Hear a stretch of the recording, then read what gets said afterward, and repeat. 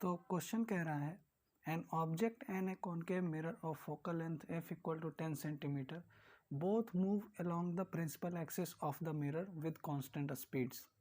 तो इसमें एक ऑब्जेक्ट है और एक मिरर है जो कि दोनों कांस्टेंट स्पीड से मूव कर रहा है। इसका फोकल लेंथ, इस मिरर का फोकल लेंथ गिवन है 10 सेंटीमीटर। तो हम यहाँ पे लिख लेते हैं फोकल लेंथ दिया है 10 सेंटीमीटर और चूंकि ये कॉनकेव मिरर है तो -10 सेंटीमीटर।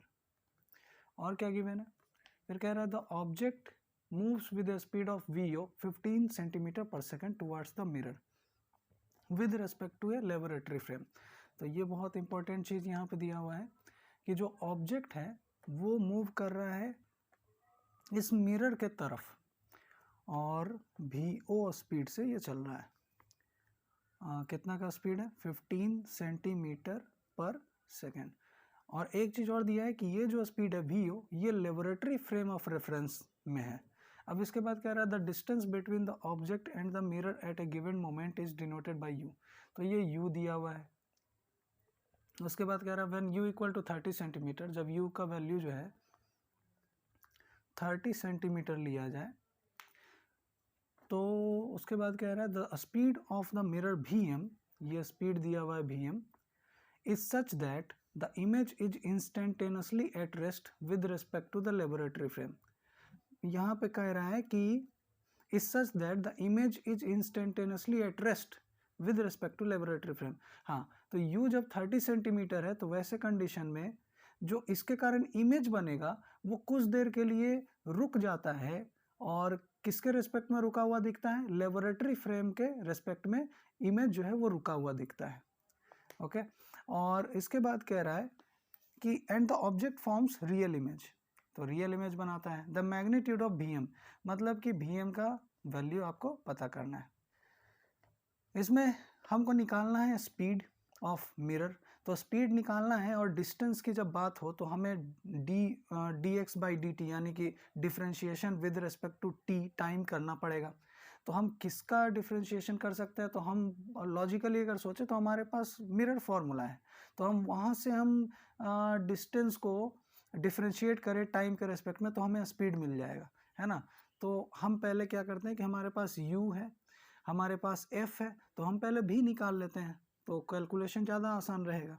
तो हम क्या करते हैं 1/f मिरर फार्मूला यूज करते हैं equal to 1/v minus 1/u। This implies 1/f दिया है -10 equal to 1/v plus 1/u, तो u है -30 centimetre, -30 centimetre. This implies 1/v equal to ये हो जाएगा, इधर जाएगा तो 1/30 माइनस 1/10 इक्वल टू 30 LCM ले लें तो ये हो जाएगा कितना 1 - 3, तो v इक्वल टू आ गया -15 सेंटीमीटर। भी निकल चुका है हमारे पास। अब इसके बाद देखिए, तो स्पीड निकालना है तो हम मिरर फार्मूला को डिफरेंशिएट कर देते हैं, सीधी सी बात है। तो यहाँ पे हो जाएगा 1/v equal to 1/v minus plus 1/u। अब इसको t के रिस्पेक्ट में डिफरेंशिएट करते हैं तो देखिए 1/f, f जो है फोकल लेंथ ये फिक्स है, ये स्पीड बढ़ने घटने से इसको कोई फर्क नहीं पड़ने वाला, तो इसलिए इसका जो डिफरेंशिएशन होगा वो 0 हो जाएगा।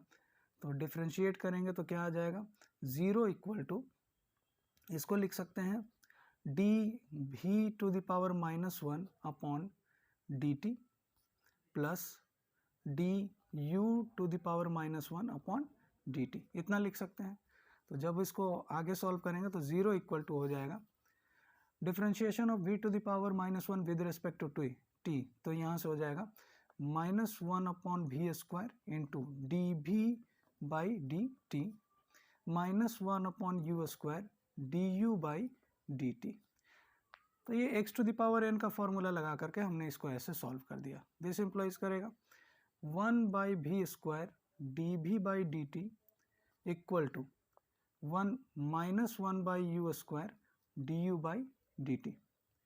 अब जरा ध्यान से देखिए, तो ये जो dv/dt है ये इमेज का डिस्टेंस है भी, तो इमेज का डिस्टेंस किसके रेस्पेक्ट में है, क्या लैब के रेस्पेक्ट में या ग्राउंड के रेस्पेक्ट में डिस्टेंस निकालते हैं, नहीं, मिरर के रेस्पेक्ट में निकालते हैं।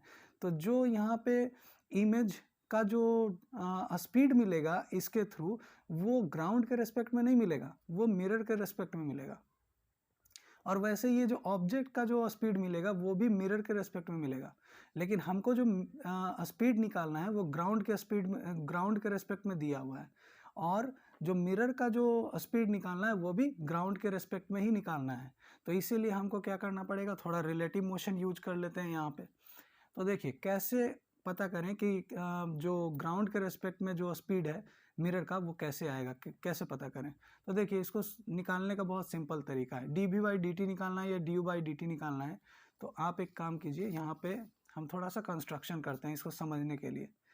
एक हमने ये मिरर बनाया और मान लेते हैं ये जो है यू डिस्टेंस है, और मान लेते हैं कि ग्राउंड के रेस्पेक्ट में यहाँ पे जीरो जो है लैब का रेफरेंस फ्रेम हमने यूज किया है, ये 0 पॉइंट है, और जो ऑब्जेक्ट है यहाँ से वो x1 डिस्टेंस पे है और जो मिरर है वो x2 डिस्टेंस पे है। मतलब कि यहाँ ओरिजिन से ये जो है ये डिस्टेंस है x2 और ये वाला जो डिस्टेंस है यानी ऑब्जेक्ट का जो डिस्टेंस है वो है x1। तो बताइए कि u का वैल्यू कितना आएगा। u जो डिस्टेंस होगा वो क्लियरली दिख रहा है कि वो होगा x2 माइनस x1। तो यहाँ पे अगर हम du बाई डी टी निकालें, du बाई डी टी, तो क्या हो जाएगा dx2 by d T minus dx1 by d T. तो यहाँ पे देख लीजिए बहुत आसानी से यहाँ मिल चुका है क्या, कि ये जो है du बाई डी टी आ गया मिरर का speed with respect to lab frame. ये अब जो निकला है मिरर का स्पीड निकला है ये वाला, किसके रेस्पेक्ट में, लैब के रेस्पेक्ट में या ग्राउंड के रेस्पेक्ट में। ये जो d u by d t है ये है ऑब्जेक्ट का speed with respect to mirror, ये है ऑब्जेक्ट का speed with respect to mirror, ये हमने निकाला विद रिस्पेक्ट टू ग्राउंड। तो ये हो जाएगा मिरर का speed with respect to ground और माइनस ऑब्जेक्ट का speed with respect to ground. तो इसको हम लिख सकते हैं d u by d t को यहाँ से लिख सकते हैं क्या, ये हो जाएगा वी एम लिख दें इसको, speed of mirror with respect to ground minus object का speed with respect to ground दिया हुआ है लेबोरेटरी फ्रेम में वो वी ओ है, क्लियरली क्वेश्चन में ये गिवन है ना। तो हमने लिख दिया d u by d t equal to v m minus v o. तो इसका यूज हम यहाँ पे करेंगे, ये हमको d u by d t निकल गया। अब वैसे ही हम जो है यहाँ पे d v by d t निकालें, तो d v by d t भी similarly d v by d t हम डायरेक्ट सिमिलरली लिख सकते हैं क्या, v m minus v i, यानी इमेज का मिरर का speed with respect to ground minus image का speed with respect to ground. तो हम जो है d u by d t और d v by d t का वैल्यू यहाँ से इसमें पुट कर देते हैं। तो ये हो जाएगा हमारे पास 1 by v square into d v by d t कितना आ जाएगा, ये हो जाएगा v m minus v image equal to ये हो जाएगा माइनस 1 बाई यू स्क्वायर, और d u by d t कितना आ गया है v m minus v o. ठीक है, और हमें वी एम पता करना है, तो यहाँ से हो जाएगा 1 बाई वी स्क्वायर, वी हमको मिला हुआ है कितना है, वी हमने अभी अभी निकाला था, कहाँ गया ये रहा, तो वी हमें माइनस 15 सेंटीमीटर है। तो इसको लिख सकते हैं 1 बाई माइनस 15 का square into v m minus v i. तो वी आई कितना दिया हुआ है, वी आई दिया हुआ है कि जब u 30 सेंटीमीटर होता है तो कुछ देर के लिए इमेज का जो स्पीड है वो रुक जाता है, रेस्ट में आ जाता है, ये रहा रेस्ट में आ जाता है, मतलब वी आई 0 हो जाता है, equal to minus 1 by u square. तो यू स्क्वायर यू कितना दिया है, यू दिया है 30 सेंटीमीटर, तो माइनस 30 सेंटीमीटर ले लेते हैं क्योंकि यू जो है नेगेटिव में होता है, माइनस 30 का square into v m minus v o given है हमारे पास, वी ओ गिवन है 15 सेंटीमीटर पर सेकेंड। ओके, अब इसको सॉल्व कर लेते हैं, तो यहाँ से हो जाएगा वी एम इक्वल टू, इसको इधर लेके चले जाते हैं, तो ये हो जाएगा माइनस 15 बाई 30 का whole square, minus minus cancel हो गया अंदर में, v m minus 15, this implies ये हो गया 2 बार में कटेगा तो हो जाएगा v m equal to -1/4 into Vm minus 15. This implies 4 Vm equal to minus Vm plus 15, है ना, अंदर गया तो ये हो जाएगा.